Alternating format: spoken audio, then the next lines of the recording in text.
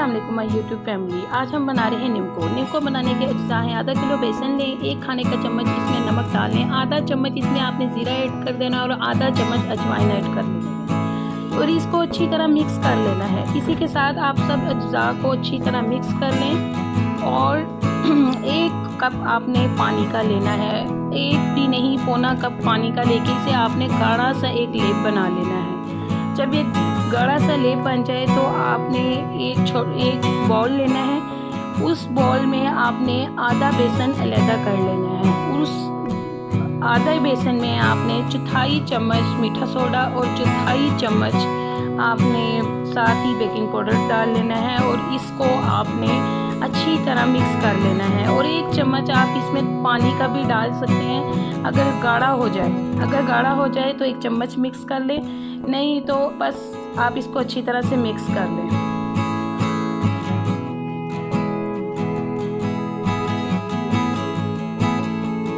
जी guys, इसके बाद आपने एक पॉलीथीन बैग लेना है, उसमें आपने बेसन डाल लेना है। हम जो बेकिंग करते हुए केक के टूल्स होते हैं, जो प्लेन टूल होता है, वो हमने आगे लगा लेना है और इसका गाठा तैयार कर लेना है।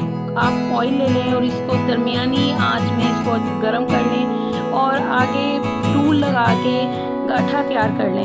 हमारे पास मशीन नहीं है तो हम इसे देसी स्टाइल से निम्को बनाएंगे और इसको बड़े अच्छी तरीके से जो हमने एक गाढ़ा सा पेस्ट बनाया है इसी टूल में डाल के पॉलीथीन बैग में डाल के एक अच्छा सा इसका गाठा तैयार कर लेंगे। और आपने इसको बहुत तेज़ आंच पे नहीं पकाना, इसको दरमियानी आंच पे पकाना है और तब तक पकाना है जब तक एक अच्छा सा गोल्डन कलर ना आ जाए। गोल्डन होने तक इसको आप फ्राई करें और इसको अच्छी तरह फ्राई करने के बाद इसको आप सेपरेट निकाल लें और ऑयल इसका निचुड़ने दें।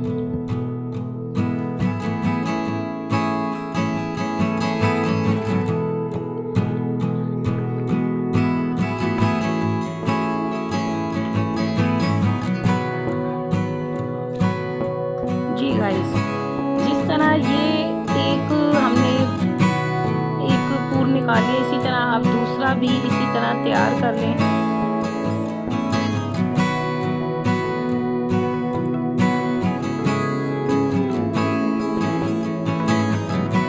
बड़े आसानी से और देसी तरीके से आप ये गाठा बना सकते हैं, क्योंकि हमारे पास निम्को बनाने वाले टूल्स नहीं हैं तो आपने इसको व्हिप्ड क्रीम जो अक्सर हम टूल्स में यूज़ करते हैं, आपने उसी टूल के साथ, सादे टूल्स के साथ इसका गाठा तैयार करना है।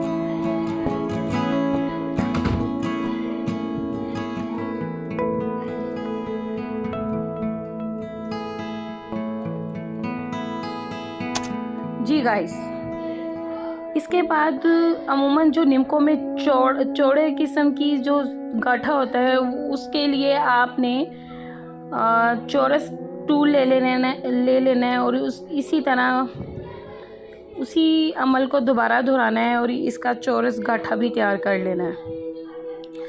8 से 10 मिनट में ये हल्की गोल्डन फ्राई हो जाएंगी और क्रिस्पी हो जाएंगी।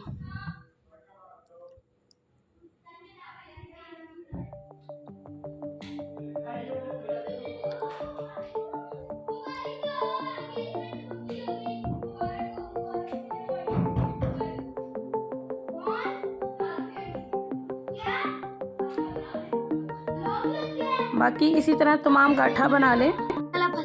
जी, इसी तरह आपने सारा गाठा तैयार कर लेना है।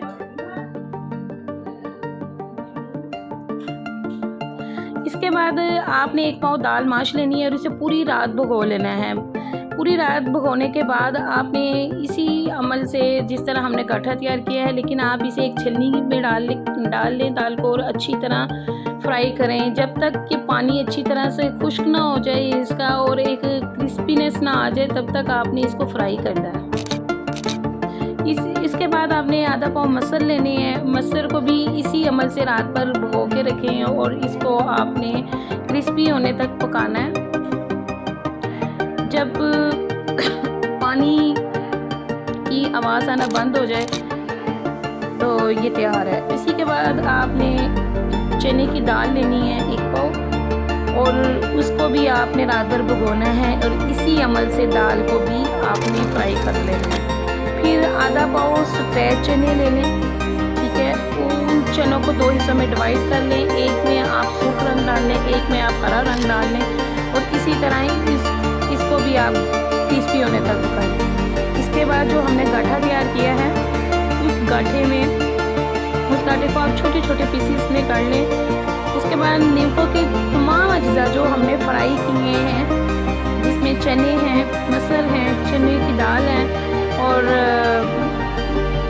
ماش کی دال ہے جو ہم نے فرائی کی ہوئی ہے، ان سب کو جب آپ فرائی کر لیں تو اس کے ساتھ فوراً آپ چاٹ مسالہ، نمک اور ٹاٹری لگا لیں، کیونکہ گرم پہ فوراً سے مسالہ جو ہے لگ جاتا ہے اور ایک اچھا ٹیسٹ آنے لگتا ہے۔ اور اس میں اپنے من پسند کے ڈرائی فروٹ ڈالیں۔ میں نے اس میں مونگ پھلی ڈالی ہے، اور خشک میوے جات میں ہم نے سوگی ڈالی ہے، اور اس کو اجزاء کو اچھی طرح مکس کر لیں، اور مزیدار نیمکو تیار ہے۔